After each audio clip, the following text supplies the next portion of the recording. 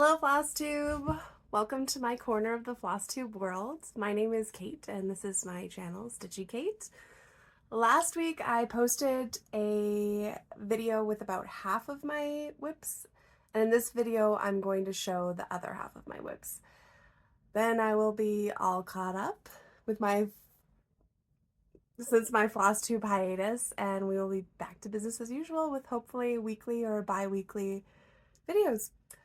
I only have about an hour, so hopefully I can get this done quickly and stop messing up. This is like my third time trying to film this, but this is the one. I feel it. I feel it. I have 10 projects to show today, and they're kind of all over the board. I have a few full coverages, a chatelaine, some fancy ladies, a mermaid, and a few other random bits and bobs. So let's get started. First up, I'll show you my pile. I have it all kind of laid out here, ready. So it should be pretty simple. But I did forget to grab my board and my clips. So 1 second. Okay, I got my boards and my board, one board, and my clips, so we should be ready to go. First up is Map of Hawk Run Hollow. This is a beautiful design. It's the first kind of primitive piece that I decided I wanted to stitch. I'd seen quite a few people doing it. The Virginia Stitcher. I was just watching the Hygge Stitcher from Canada, her Flosstube, and she has this stitched and hanging behind her, and it's so beautiful. Lots of people do the fall at Hawk Run Hollow and the Christmas, I don't know, fall, Halloween, some variation of those, but I really liked the map, so that's the one that I thought that I would do.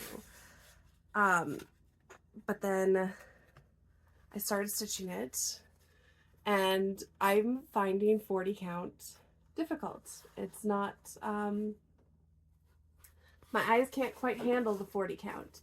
I'm doing this 2/1 with the called for NPI silks. I started it January 15th of 2023, and I'm about 4% done.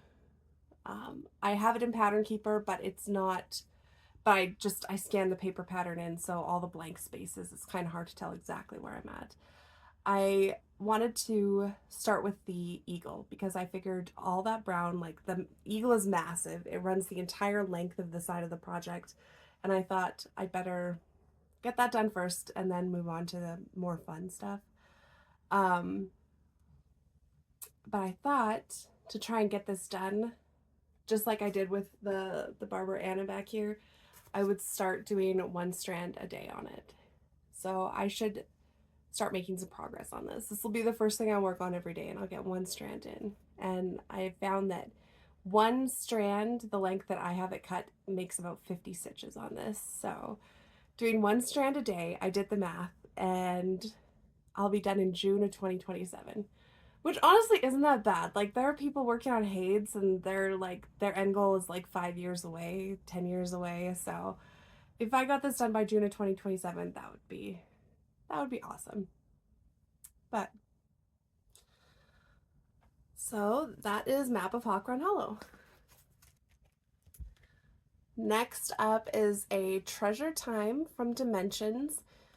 I started this on October 1st, 2023. I had picked it up because I didn't think that I had any Dimension kits going, not realizing that I actually had like 2 or 3 going, because I don't know. But I didn't have any Christmas projects going, and I really wanted a Christmas, and I thought this one was really cute, so I got this one on Amazon, and it was super affordable too. I think it was less than 20 bucks, honestly. It might have been like 23, I don't know.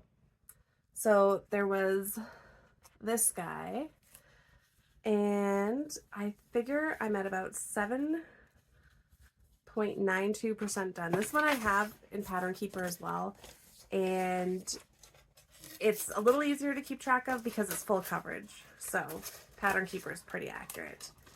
And when I look at it, it feels like I have like a lot done for 7.92%. Maybe I'll have to go back and check, because I've I've spent quite a bit of time to get this far, but I think it looks pretty awesome. I might work on this like on the 25th of every month from now until December, because I know in December I'm going to want to work on it a lot. This white here, most of the white in here, the snow, is 5 stitches or 5 strands of the white, and then so when it's folded over, when you're stitching it, it's actually 10 strands, and it's kind of difficult to get 10 strands of DMC through the holes, but it looks really nice, and it's making me want to work on it. But yeah, so that is a treasure time. And next up, I have a LetiStitch project. Last May, I did my own little version of Mania, and I started a whole bunch of full coverage kits, and this was one of them. This is LetiStitch Mermaid Kiss. I just think this is so gorgeous. I got full coverage kit burnout, so I haven't worked on any of those kits very much, although I have been making it a point to put some effort into them. This one is done on the Gridded Aida that came with the kit, and I put this into Pattern Keeper, so the gridding doesn't line up with Pattern Keeper anymore, so it's kind of useless to me. But that's where I'm at. I was gonna work in diagonals and make my way this way, but then I decided no, I wanted to find all the corners. So the last time I worked on this, I made my way down to this corner, and let's see, I'm at 10.23%. And the next time I work on it, I'm going to work this corner all the way over until I find the other corner, and then up, and then I'll work towards the middle, because that's where all the fun stuff is on this pattern. And I like to do the boring stuff first. So, this, yeah, I don't have much done, but that's where I'm at on this one. Next up, I have the Old City, which is a Merejka Kit, which I bought at the same time as this one, and it is called the Old City. This is gorgeous. Now that I'm looking at all these full coverage kits, I want to work on them all again. This one, using the kit Aida, and when I opened it, it was super stiff. So I decided to wash it. I just rinsed it in my kitchen sink with, I think I might have used a little bit of Dawn, and then I rinsed it, and then I put it in the dryer, which might have been a mistake, because this fabric, it got really tight, and I don't love the way that my stitches are laying on this fabric. As you can see, I started doing the same thing. I did a center start, and then I was like, no, I'm gonna go find all the corners and work my way in from there. So that is where I'm at on the Old City. So if anybody knows of kits that come with soft Aida, I haven't found one yet. Every kit I've ever gotten has come with the stiffest Aida, and I can't stand it. It doesn't fit nicely on a Q-snap. If it's not soft, I can't get the tension that I like. So if you know of a kit that comes with nice soft Aida, please let me know, because I would like to try them. Or even if you know, like the Charles Craft Aida that you get from like Michael's or Joann's, or the loops and thread stuff even, is also so stiff to me. If anybody knows of a supplier that the Aida comes and it's nice and soft, like this is nice and soft and workable now, but it got so tight that the stitches, they all looked a little bit warped. Maybe this would have done better 1/2, but yeah, so let me know. If you have Aida secrets, I want them. Next up is Riverbank Train Station from Dimensions. I saw Laladee Stitches working on this. I haven't seen her bring it up in quite a while though, but I saw her working on this, and I saw it and I thought I would love to do that for my dad. So I went and I bought it on eBay, It's from 1982. And the last time I showed this, I was maybe around halfway. And earlier this spring, I just decided to go for it. And this thing is basically done. This is another project that I started the wrong way on the fabric. So I should have started it this way, but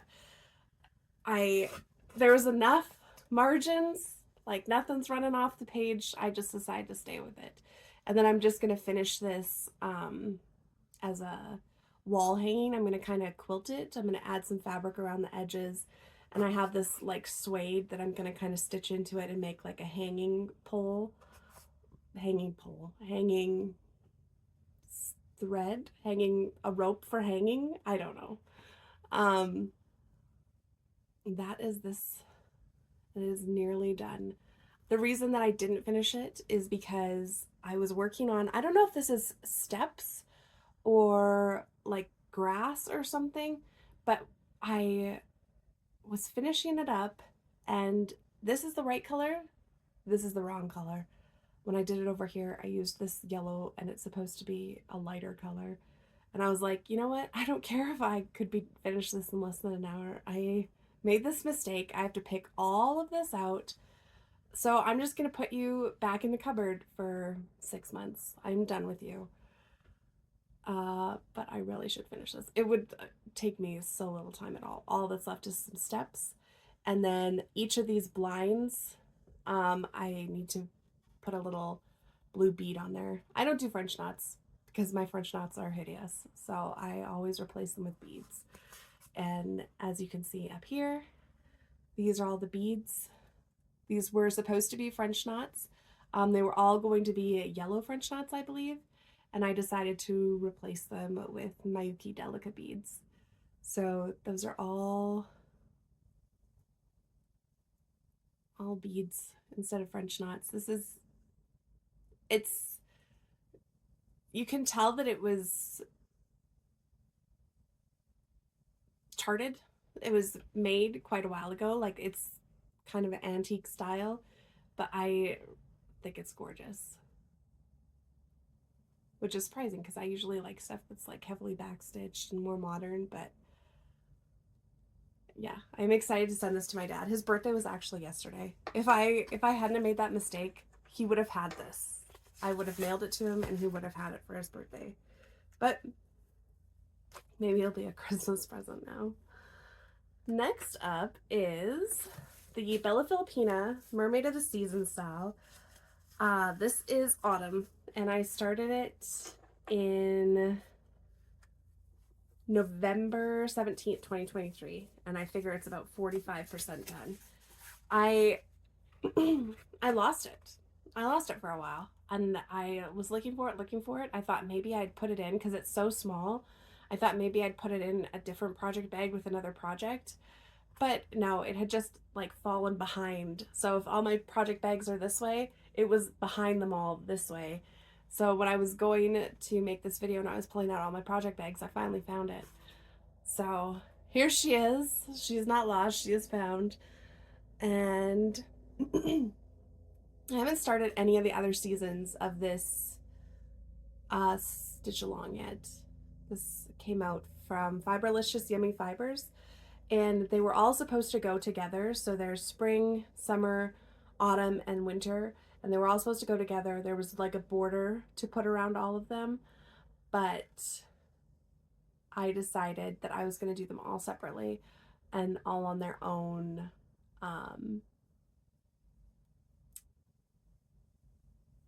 different kind of fabric.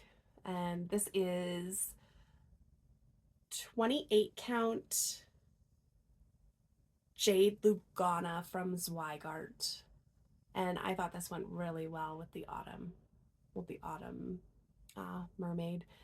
I have different ones picked out for the other season, so I'm just going to do them all separately, and I'm not sure how I'm going to finish them yet, but that's her.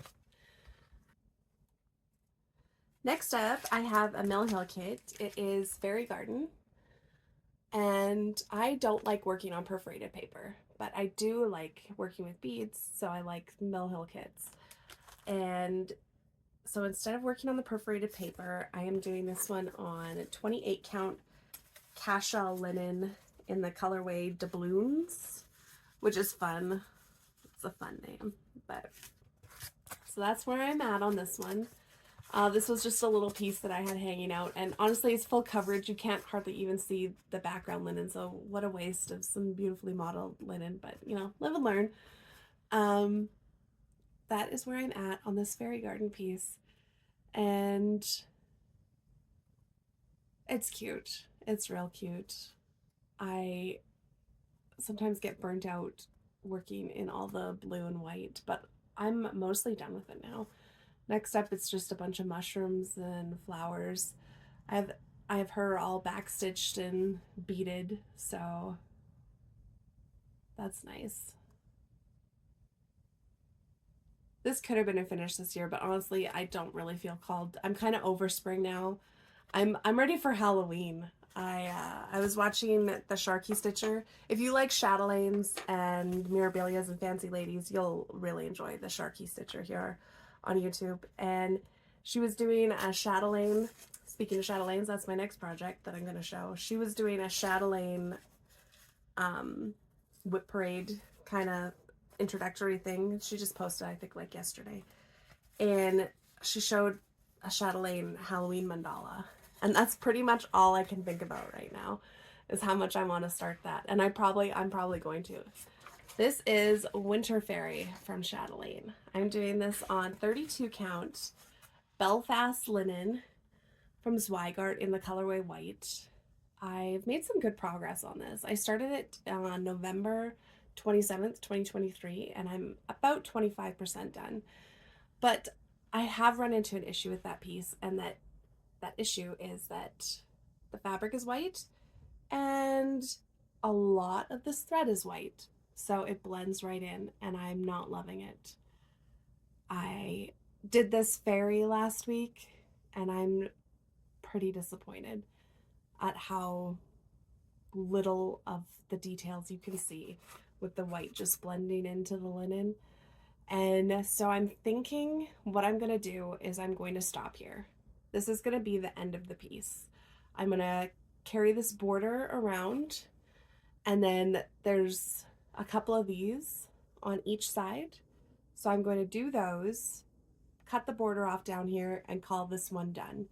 There's 3 other designs in this series. There's spring, summer, and autumn that I also wanted to do, and so I might restart this another time on a different piece of fabric. In the meantime, I'll have a finished product from this that I'll be happy with, and I'll probably pick up spring or summer. Well, and then I have the Halloween mandala that I want to do too, so I'll have plenty of Chatelaines to work on, and I'll get this finished up some way. Another thing that I don't love about these, and I actually don't love it about every single one of these patterns, is the face. I don't know how well you can see her face there, but it's not cute. It's really not cute. I thought about, I looked at it and I could see that it wasn't cute, and I thought, you know what, maybe I just won't put the face on.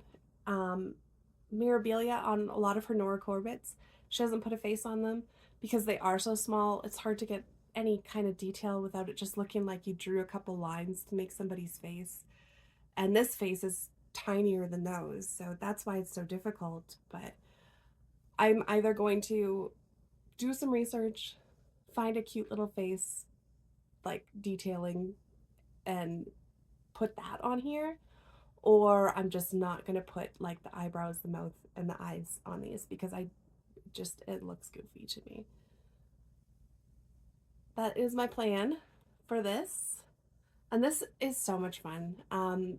A lot of this is silks. There's Dinky Dyes, Glorianas, and Karen Water Lilies in here. So there's 3 different kinds of silks. This bottom here is whisper thread, so it's fluffy like a cloud. And one thing that I will say is these are all straight lines. All the back stitching around her skirt, if you can see it around the bottom of her skirt, it's all straight lines, but it looks like they look like fluffy clouds. These Chatelaines are just amazing. They are just, she's such a great designer. So that is the Winter Fairy. Next up is Trick or Treat Fairy from Mirabilia. I got this pattern from Hirschner's. They had a digital download, and that was probably 50% of the reason that I got this one, because I was like, oh, I'll be able to put it in a pattern keeper. It'll be amazing. And then I got it, and it is a PDF, but it was like a magazine PDF. So it wasn't something that went into Pattern Keeper easily. It is in Pattern Keeper, it just didn't go in there easily. It wasn't the kind of PDF I was expecting. So this is my start on her. And the chart was actually sideways in the PDF. And when I put it into Pattern Keeper, it let me rotate it, but every symbol on this chart is a letter of the alphabet. So when I rotated it, it was like the letters were sideways, and I didn't think my brain could handle that. So I rotated it back and decided I would just stitch it sideways so that it matches up with what I'm seeing on my screen. But now when I put it this way, my stitches aren't the way that I'm used to.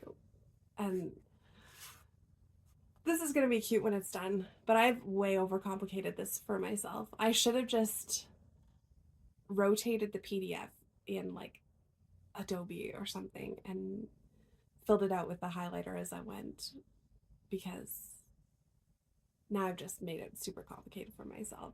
But I'm excited to work on this as we get closer to Halloween. Like, that's where my brain is at right now. It's Halloween, but yeah, not much of a start on this one, but there she is. Oh, and another thing about this one is that I've decided I like to stick to the rules. I'm a rule follower. But on this project, instead of buying the beads, the Krynics and all that, I'm going to work from stash. Anything that I don't have for this, aside from BMCs, anything that I don't have for this, I am going to work out of stash. So that's going to be a fun experiment in how I can be creative and, you know, not follow the rules. So we'll see how that turns out. Lastly, I have one more, and it is a winter one. This one I got on Etsy from a designer called Madame Chantilly, and it's called Winter Delivery, and it's very cute. This one I started on December 1st of 2023. It's at about 10%, and I'm doing it on this petit point. I think this is a 32 count. I think this is called petit point. That's what it was sold at, and it has these little like circles that are painted on. And that's where it's at. It's at about, I think it's at about 10%. And this is going to be really adorable. It made me think of my mom. I don't know. If she watches this, she'll tell me if it's something that she actually likes. And if she does, I'm going to send it to her. But this is fun. And I'll get to working on this later on this year. But I don't really feel a calling to work on Christmas right now. And that is everything that I have. So starting next week, I'll just get back to regularly showing what I've stitched on recently. And I hope everybody has a great day. Thank you for watching. Bye.